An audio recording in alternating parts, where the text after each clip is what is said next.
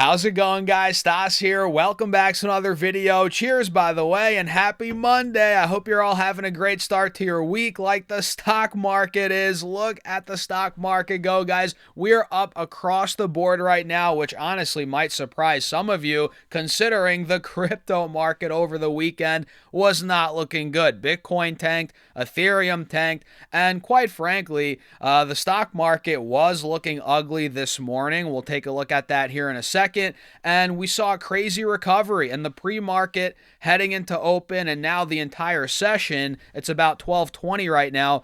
It's been great. It's been green across the board, but SoFi, which we're going to cover today, guys, is not green. It's down. It's down another almost 1% right now, and SoFi hit lows of $21.60 roughly in the overnight market. So we have a lot to cover: SoFi, the markets, the charts. So guys, hit the like button, make sure to subscribe, join my Patreon for my portfolio updates, and my private Discord if you're interested, guys. That's linked down below, also pinned in the comments. And now let's get into it. First, by breaking down SoFi stock, then we'll get into the indices here, stocks I'm looking at other than SoFi, the whole 9 yards, guys. So stick on throughout the entire video. So SoFi right now is in free fall mode, right? We're down another 1% today, and earlier in the day it was down even more. I think we were down like 3% at the worst.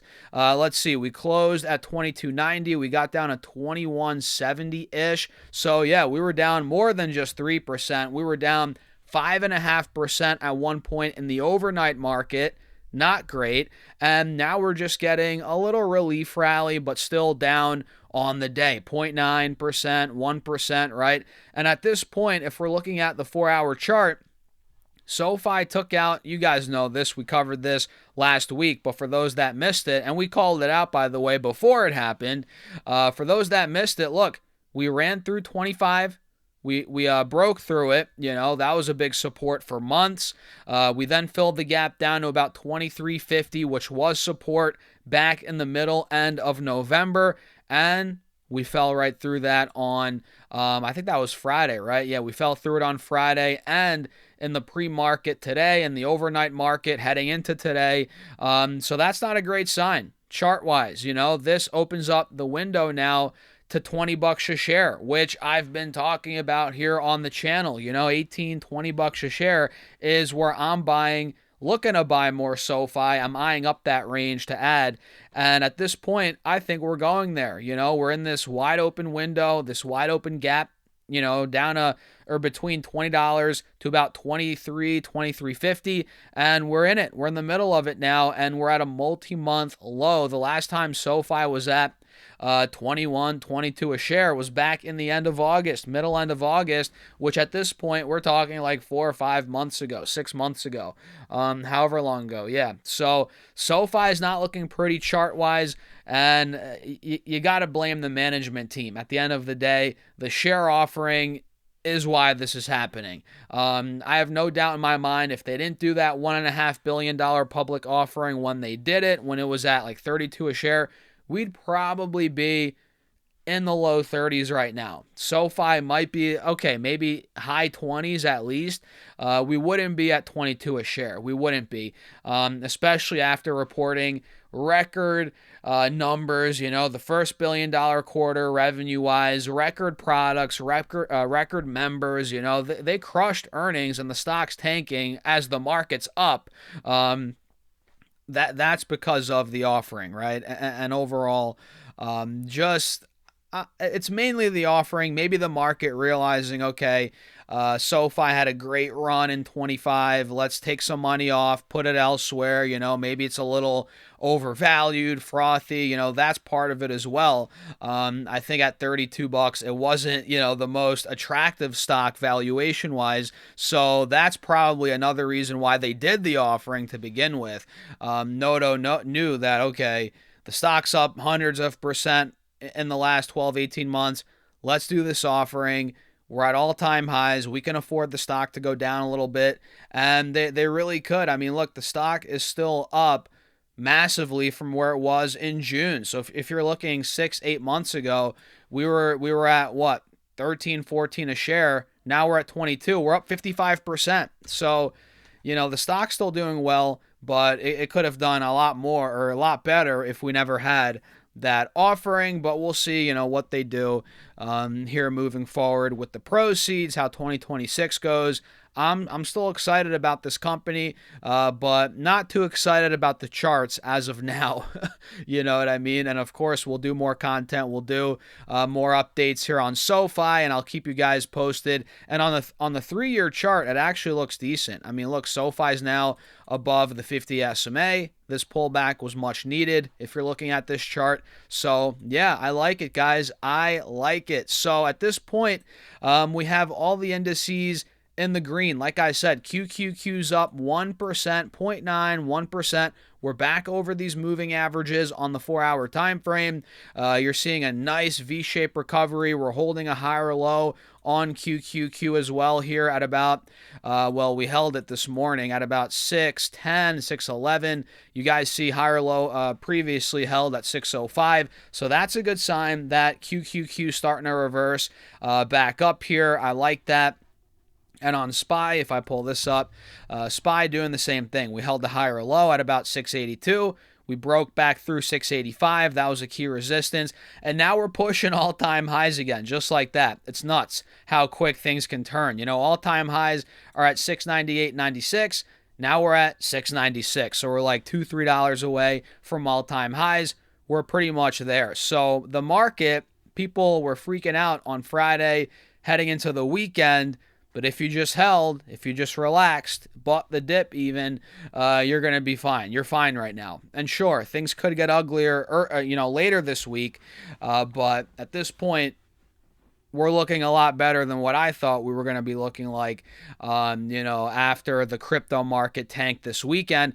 And this morning was rough. I mean, we hit 681 this morning, but we've seen quite a remarkable recovery on SPY. So we did get beaten up. It just recovered. It just recovered. So the strength from the bulls is quite remarkable right now, guys. And we had a couple earnings. Disney reported. Let's cover Disney really quickly, and they're tanking. Am I surprised? No, I'm not surprised. Disney's down 6% on the day here, guys. And the stock, it's just been a horrible stock. It's at the same price it was at 11 years ago. Think about that, guys. You could have you could have done so much stuff in the last 10 years, and Disney's at the same price. You could have traveled the world 100 times. You could have started a family and had 10 kids, right? 5 kids, and Disney's at the same price. It's like, come on, man. Disney stock, garbage, in my opinion. I'm not going to say I hate the company. I don't hate anything. Hate the company. That's a strong word, right? But the stock is as close to uninvestable for me as a stock could be. It's just, oh my goodness, man. What is going to move this stock? Disney Plus they thought Disney Plus was going to move the stock. It might have a little bit, it did during the streaming wars here. Disney Plus had a lot to do with this move to $200 for the stock here, but now it's back to reality. It's down 50% from all-time highs, and it's like, what's next? Disney Plus didn't save the stock.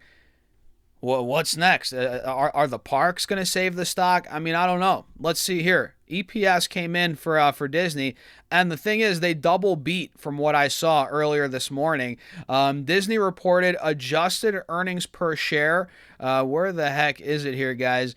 Let me actually hold up. I actually have it here. Let me pull it up. It'll be better for the visual as well. Bear with me. So here you guys can see the headline: Disney beats Wall Street expectations, propelled by theme parks and streaming, right? So if we come down here, oops, I keep knocking my camera over or pushing it a little bit. There we go. You guys can see right here. If we come down, let's see. Adjusted EPS came in at $1.63, which beat the $1.57 expected on revenue of $25.98 versus $25.74. So double beat out of Disney. Net income was a little weak year over year, $2.48 billion versus $2.64 billion last year. So net income not the best, but still not terrible. It looks like their parks. I'm pretty sure their parks grew 7%, both internationally and domestically year over year. Yeah, Disney's domestic theme parks recorded $6.91 billion in revenue, while its international parks reported $1.75 in revenue, each up 7% year over year. Not bad. And coming down here for the fiscal second quarter, Disney said they project their streaming unit to notch about $500 million in operating income, or an increase of about $200 million compared with the same period last year. Pretty good. Now they're talking about successor signs, which I don't really care about.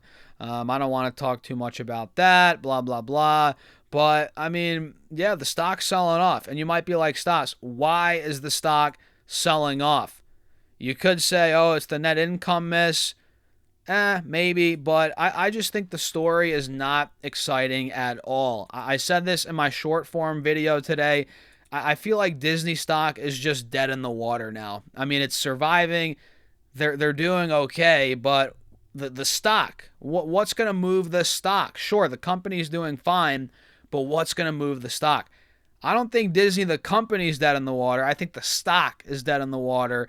I could see it just staying at $100, 110, 120, 125, 95, this window for years. I mean, what's going to move this thing? I don't know. And for that reason, I'm staying very far away from Disney. I think it's uninvestable at this point. Sure, you could trade it, but to really put long-term money in it, I think it's just, there's so many other places, better places to invest. I think Palantir is a better investment, hands down, than Disney.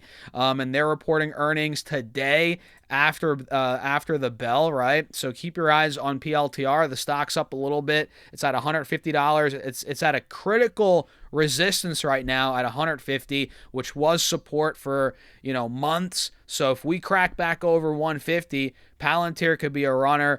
SPG, Simon Property, they reported earnings already, it looks like, or maybe they're after the bell actually on second thought. And SPG, it's up over 1%. It's breaking out into the print. So I'm excited to see if that continues on SPG here, guys. So with that being said, that's pretty much it. Let me know your thoughts in the comments. Hit the like button. Make sure to subscribe and join my Patreon. If you guys want to be a part of my portfolio updates, see how I actually build a portfolio, what stocks I'm buying, trades I'm taking, options moves. You guys see screenshots multiple times per week, full transparency.